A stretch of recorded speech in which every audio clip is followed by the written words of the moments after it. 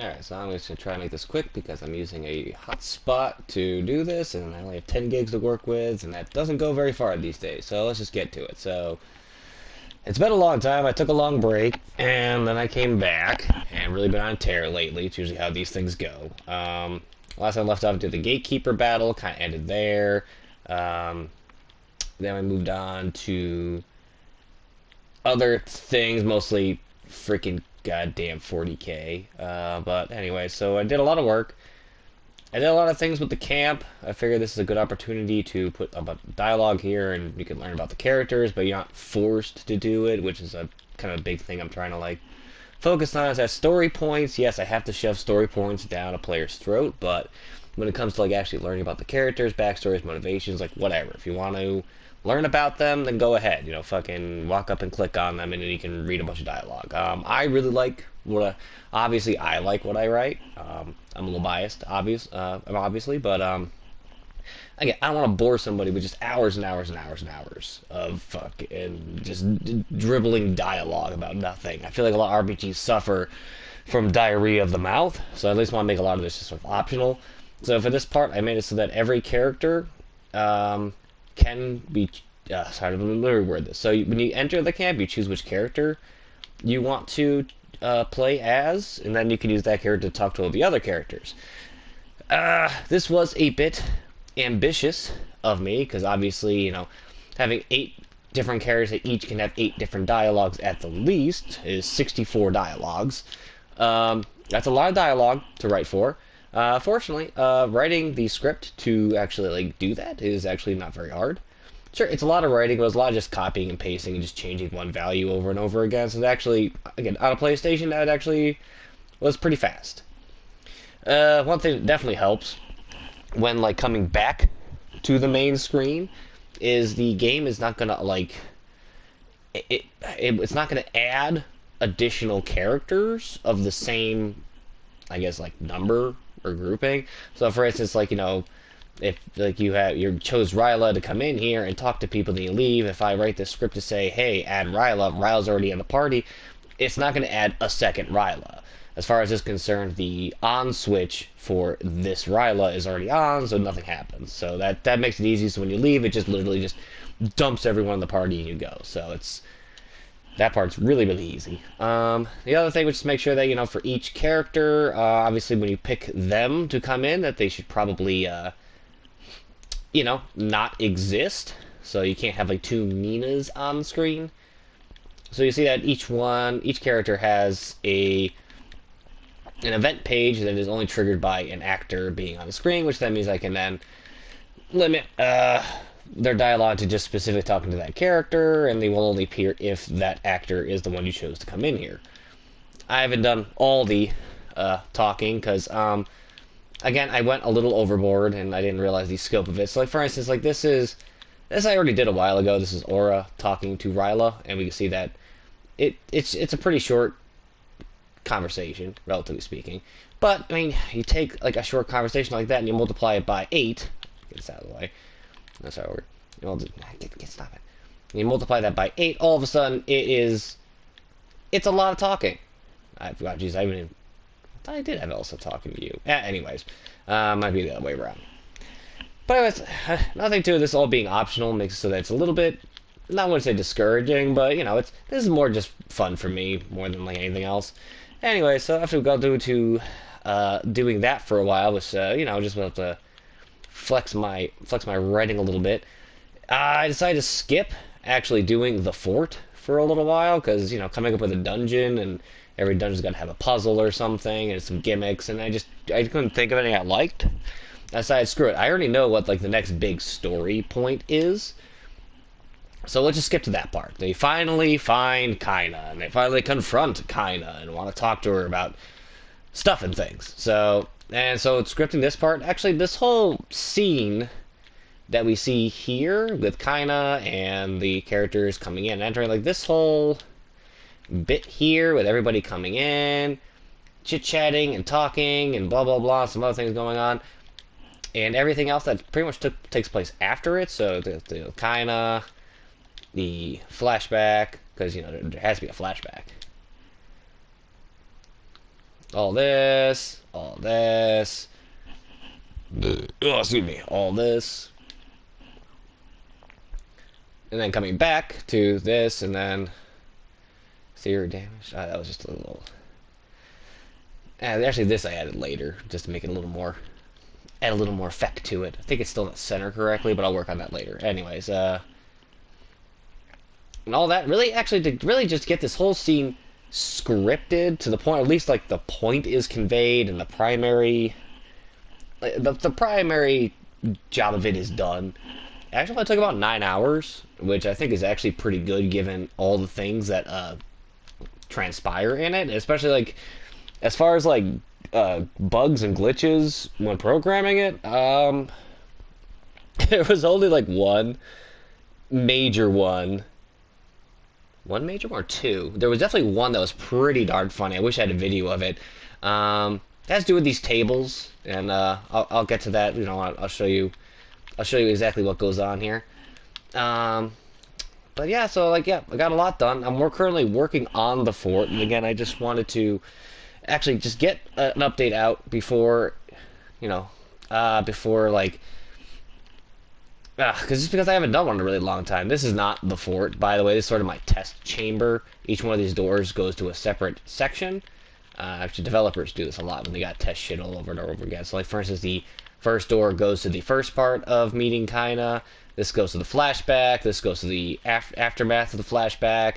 This is just a store and some money just in case I need to buy things. Reasons. This door actually takes you to the fort I'm working on, and this one takes you back outside because I realized later I didn't have a door for that, and that caused a bit of a problem. Anyways, let's take a look inside the fort. So I started decorating and actually making the fort. Ta-da! Here it is. We need to make some doors. We got a cool little thing that goes on here that I think is fun. Spoiler alert, but you know. There's got a cool thing going on here. Got some treasure chests, some barrels you can look at, you know, stuff like that. It's gonna be a little bit labyrinthian, so I gotta make some doors. I need like keys or, you know, some Resident Evil shit. I was working on the basement pretty much all day today, and yesterday it needs a little detailing, and I did a bunch of detailing, and then I forgot to save and update my PlayStation, and I restarted and lost it all. But it was only like an hour. And it wasn't even like that important. The fact is, functionally everything is fine, except for these things. These things I gotta change, so that's. I'll get to that in a second. But then after I get this at least good enough, then I can work on the top floor. These are just doors I need to keep just in case. Just in case I need to paste them somewhere else. Instead of writing another door, I can just paste these somewhere else. This event here is was an idea I had that I'm just keeping the tile here in case, again, I need to copy and paste it somewhere. This is just literally a copy of the ground floor. I'll detail it later, but I'll work on this some other time. Anyways, let's just get to actually like showing some of the things that I made the game do.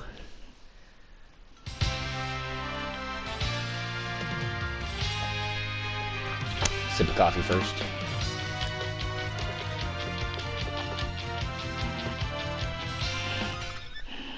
So, yeah, we beat the gatekeeper. The entire party is together. Use the formation screen to switch them up and use whatever characters you want. That part is all pretty. You go up here, you choose a character. So if I can choose Aura, I can go and talk to some of these characters. Which, that's a blank piece of dialogue that I accidentally copied and pasted to every single one of these events. But anyways, I could go and talk to all the characters. And I just, yep, like that. I need to erase that. Anyways, we leave, whatever comes. I'm not going to try to fix that little visual detail right now. So yeah, this is just sort of like, again, the screen in case I need to go check things. So eventually this just won't exist. Consider this sort of like the developer's back door, you know? So again, if I want to go into the fort, eventually I'll make it so the actual entrance goes here. But right now, we go in here, we can do this, we can open treasure chests. It's gonna show that right now, like, I'm gonna try to block the path, but, you know, got some little details here, like you can pick up rocks. You never know when you might need a rock. Pick up geodes. If we go up to this thing, we can inspect it. Because, oh, I don't have bombs. It actually does check to see if you actually have a bomb in your inventory. Let's just skip to the part where I found a bomb. Look at that. Huh. So I can put it there on purpose. Okay.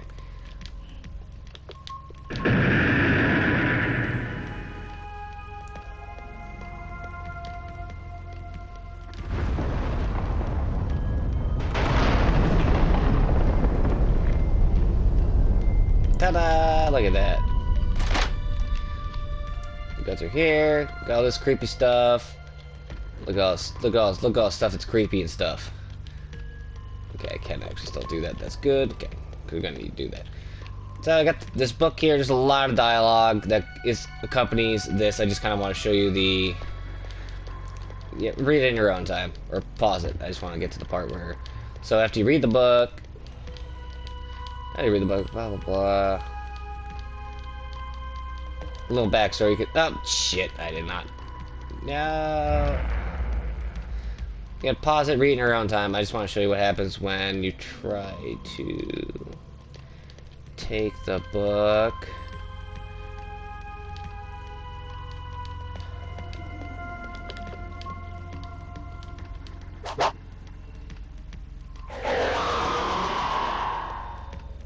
Oh no, you take the book, all the zombies come to life, all the doors open to let the zombies loose. If we try to get to the door. But you can't. You can't get to the door.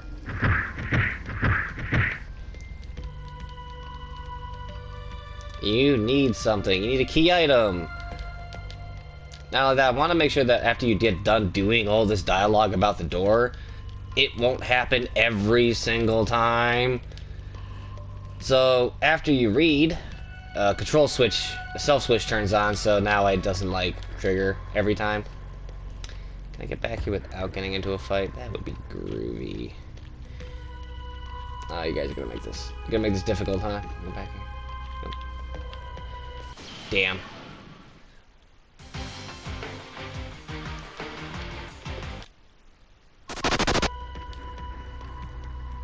Wow, it does not.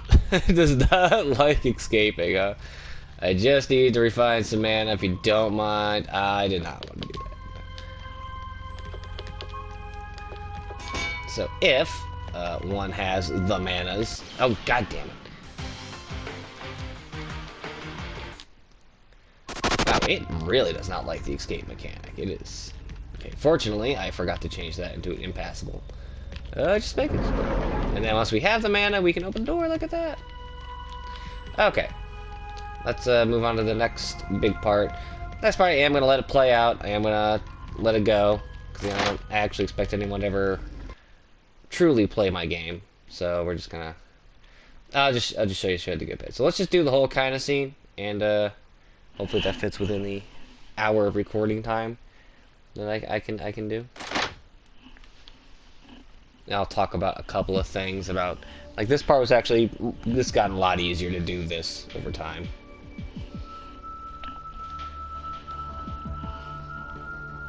And again, please excuse my terrible spelling. There's a lot of words I have to spell, and I'm bad at it. I don't feel like looking it up until later.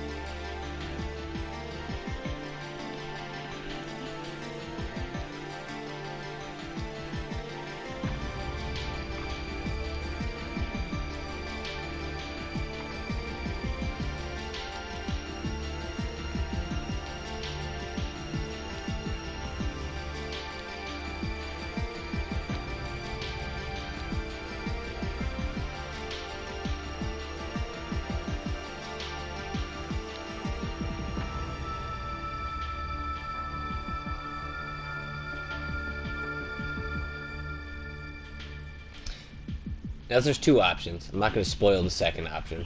We'll just go the one that required the most amount of work, though I am definitely proud of my choice of second option.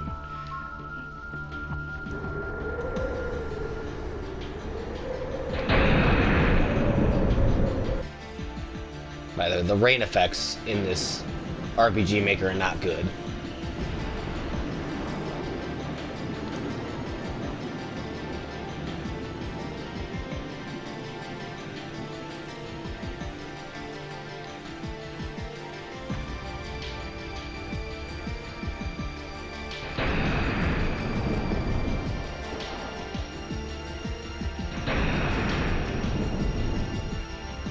By the way, the face that you're about to see on the screen, I am going to change it.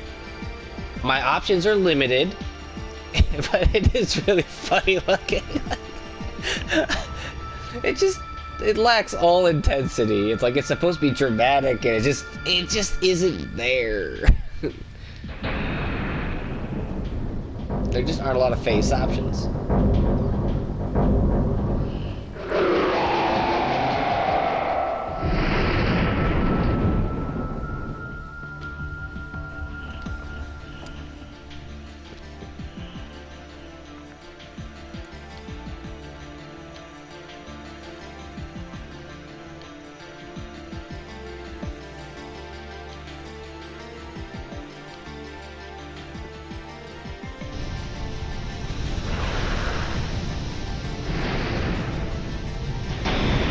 Need to decorate the outside.